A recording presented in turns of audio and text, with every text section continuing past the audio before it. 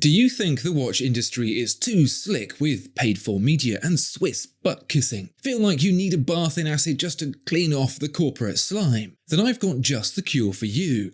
It's Agent Smith to the industry's Neo, a cynical Yang to the polished Yin, a world-weary cat to the naive dog of Switzerland's own cat dog. It is, of course, the WatchesCirclejerk subreddit, and I'm going to don my fireproof suit and take a look.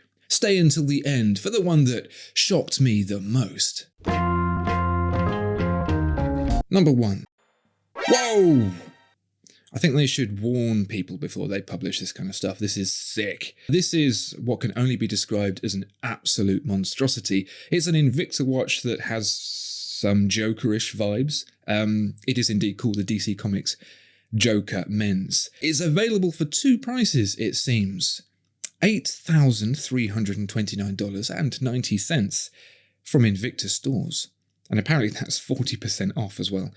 And you can also purchase it from Walmart for $26.39. Invicta and WatchesCirclejerk have a complicated and some might even say violent relationship. There's a lot of passion and a lot of hatred, but they just can't leave each other alone.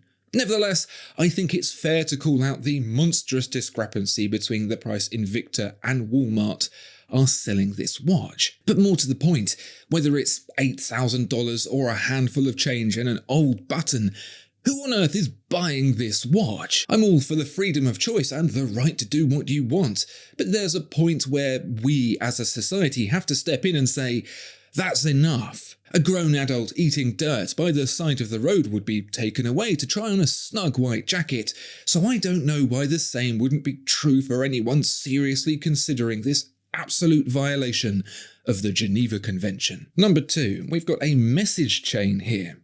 Hi, so we have an ugly-ass Rolex that no one wants, and we don't want to offend the high-paying customers by offering it to them. I guess you can have it for the full retail price if you bring me coffee and donuts. OMG, I'll be there in 5 minutes. A common topic you'll find people talking about on the WatchesCirclejerk subreddit is the activity of the Rolex subreddit across the street. Think of them like the frat houses in National Lampoon's Animal House. The Rolex boys are there, high-fiving each other and getting matching tattoos, whilst WatchesCirclejerk plans to burn the whole thing to the ground. Often you'll see, and this is no joke, discussions on the Rolex subreddit about how best to find favour with the local Rolex dealer. From taking them to dinner to buying them gifts, there is a serious tactical conversation that goes on without any sense of irony. That's the fuel that feeds the WatchesCirclejerk fire brightest and hottest. Quite rightly, they find the whole thing ludicrous. I suppose it's like being an onlooker into a cult and seeing the behaviour inside for what it truly is. Number 3 is a man at a desk wearing a diving suit. The fact of the matter is that 99.9% of people who own a dive watch, myself included, are unlikely to ever get their watch wet, let alone take it diving. And so the common criticism is the need for such a high spec if the watch is going to be worn most at a desk. This kind of watch has been christened the desk diver. Of course, you can buy whatever watch you like and use it however you want, but if you ever dare to suggest that you need those specs in your daily life, be prepared to face the wrath of WatchesCirclejerk. We have a 4-panel comic here. It starts off with an Invicta stand that is selling Invictas for $1. One person says to the other, maybe we should have a sale. And the other says, but we can't go any cheaper than $1. Cheaper? And then they put the price up to $25 and reduce it to $1, and there is absolute carnage. This is marketing 101. In fact, we saw an example of it earlier with that incredible watch from the brand that's being lampooned here, Invicta. Want people to think there's greater value in your product than there is. Tell them it used to cost more and that if they wait, they're going to miss out. That is, until the next round of heavy discounting a week later. We're a herd animal really, and this takes full advantage of that. So if you find yourself owning a cheap, horrible Invicta, you can at least blame evolution and your survival instincts. This is Nighttime Routine version 4. Step 1. Gently remove watch from wrist and wipe any debris with my finger. Step 2. Inspect for damage and any new patina. Step 2b. If any is found, document it in a journal with date and description. Step 3. Confirm crown is screwed down if applicable. Step 4. Confirm chrono is disengaged, if applicable, to avoid fire risk. Step 5. Place watch around protector insert, into zippered case, nightstand, bottom right drawer. Step 6. Silent gratitude moment to consider how fortunate I am to have such a wonderful collection. Step 7. Turn off lights and think about which watch I'll wear tomorrow and what kind of adventures we might get into. I don't know about you, but I for sure have a nighttime watch routine. It goes a little something like this. Take my watch off and put it on my bedside table. I take it off because I'm worried that I might smack it on something when I'm asleep and it gets all caught up on the pillowcase and sheets and stuff. Also, it feels nice to let my wrist get a bit of fresh air every now and then. I think there are a lot of people who take the whole process a lot more seriously. This is published as satire, but sometimes you just never really know. I wouldn't put it past some people to take this advice seriously and adopt it into their own bedtime routines. Truth can indeed be stranger than fiction. Number 6. It is a turkey stuffed with vegetables in a baking tray and it is wearing more Rolexes than I currently own. Lucky turkey. Thanksgiving has just come and gone, and of course it's a time for people to be thankful for the things they have. I'd agree that if you own 2 Rolex watches, one in full gold no less, you have a life worth being thankful about. Affixing them directly to the turkey, however, sounds like a good way to give yourself a delicious dose of salmonella. Avoiding that is something to be thankful about. Number 7. This is a Tudor advert. Stuck on the Rolex waitlist?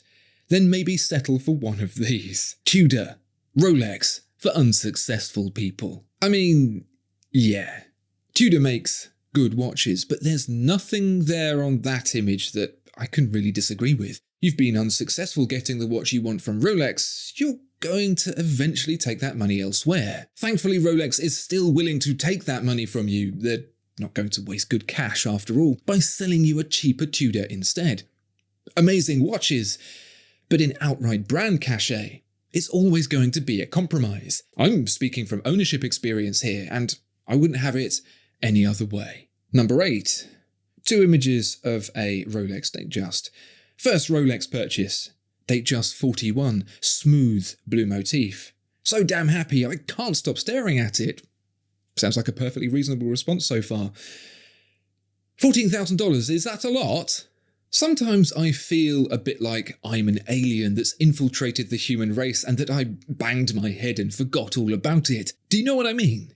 What world can we be in where someone asks if $14,000 is a lot? I mean, I get that they're asking if that's a lot for that particular watch, but they've clearly already paid that money, and so whether that's a rip-off or not doesn't seem to be much of a concern. Even if you earn millions, surely you've still got to be grounded enough to know that $14,000 is enough to buy a car or put down a deposit on a house. Number 9. Fluted bezel, rough SpongeBob. Smooth bezel, smooth SpongeBob. No arguments there.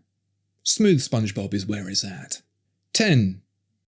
Last but certainly not least, this is a discussion titled, Aunt is Destroying Deceased Grandfather's Watch. Take it by force? ? And it goes something like this. Hello everyone, sorry for the throwaway account. I recently discovered that my grandfather's watch, a vintage Datejust from the 1960s, is being held by my aunt. I found out the watch is broken and the crown had fallen off. Now, rather than the watch going to waste, I thought of buying it from my aunt, but she decided she was not selling it. That's fair enough, worth asking. She said no. Goes on. I believe it is wasted on her, as the watch is something that can be restored and worn, so I am devising a plan to retrieve the watch from her. And here's the plan. I hope you're sitting down. Step 1. Tell her I will take the watch to an authorised repair centre. Take the watch. Step 2. Tell her that the watch turned out to be fake and the repair centre has confiscated it. He says that his family travels to China a lot for business and it's possible for the watch to have been purchased there. Step 3. Get the watch restored and keep it for myself." He goes on. Now, I understand that this is kind of f***ed up, scamming your own family and stuff, but I'm just really sad the watch is treated that way. What are your thoughts? I don't even know where to begin with this. Surely it has to be a joke. Is this someone from WatchesCirclejerk infiltrating the Watches subreddit in an effort to commit the ultimate troll? If not, Dr. Difficult Kitchen needs to be reacquainted with the Hippocratic Oath and the ethical standards that govern not just the professional life, but the whole. I mean, what more can I say than, don't rip off your aunt, not when her dad's just died, not ever. I hope you enjoyed this eye-opening look into the dark and dingy underbelly of the WatchesCirclejerk subreddit. Tell me what other posts you've seen there that you think I should see, and please do subscribe as well. If you want to see more, don't forget to check me out over on the Watchfinder channel too. Thanks for watching. Okay, ciao.